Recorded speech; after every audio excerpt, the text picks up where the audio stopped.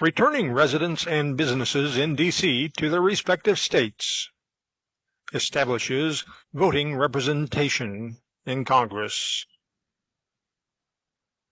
Ending tyranny, simplifies government by design.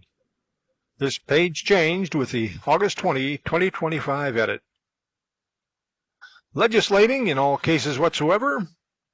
What does the unanimous Declaration of the United States of America say about this political power?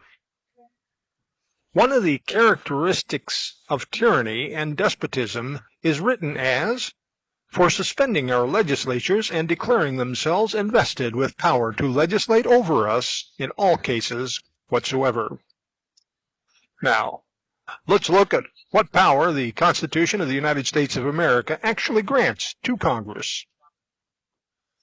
From the Constitution, Section 8, second from the last clause, states, to exercise exclusive legislation in all cases whatsoever over such district not exceeding 10 miles square, as may, by secession of particular states and the acceptance of Congress, become the seat of government of the United States, and to exercise like authority over all places purchased by the consent of the legislature of the state in which the same shall be for the erection of forts, magazines, arsenals, dockyards, and other needful buildings. Exercise exclusive legislation in all cases whatsoever. Such district not exceeding 10 miles square. By secession of particular states. Become the seat of government of the United States. Old dictionary time.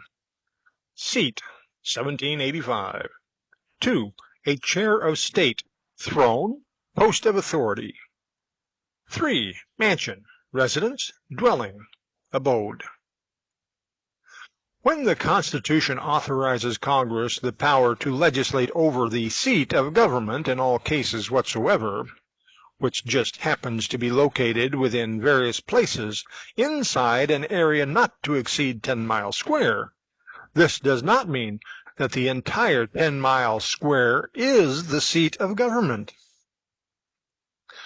This, in its simplest terms, tells Congress that it may legislate in all cases whatsoever, only where there are constitutionally authorized government forts, magazines, arsenals, dockyards, and other needful buildings, agencies, departments, etc., as these are the seat of government. This would then expressly exclude all residential and commercial property within that 10-mile square area, as these entities are not part of the seat of government.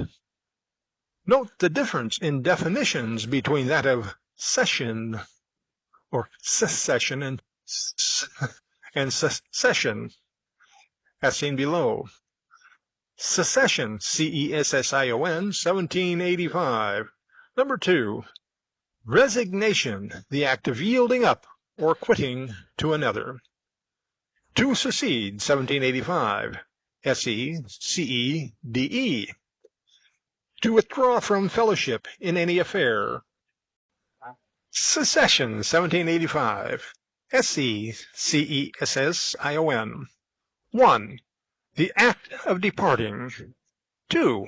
The act of withdrawing from councils or actions. There seems to be no record of the roughly 14,000 people living in the area that became D.C. having ever seceded from their respective states. Nor did the land itself, which became the seat of government, secede from the states, Maryland and Virginia, within which it is situated. The states Maryland and Virginia gave up the use of the land that became the area where the actual seat of government would occupy.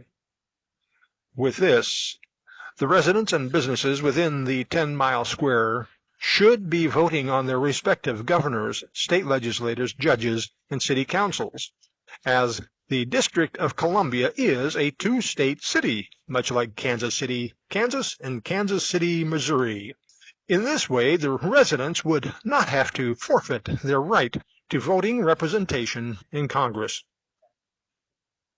If this were not true, and if Congress were not the tyrants and despots detailed in the unanimous declaration, the resident citizens of D.C. must be allowed to vote on the congressional representatives that come from every state in the Union.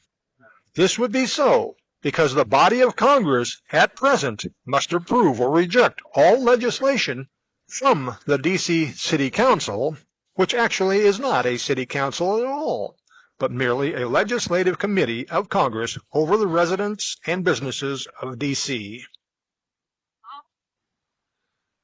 These types of things happen when the people remain clueless about the actual formation of government and who is supposed to control it and how they are supposed to go about controlling it. Up next, about constitutional conventions. Governments derive their just powers from the consent of the governed, 1776.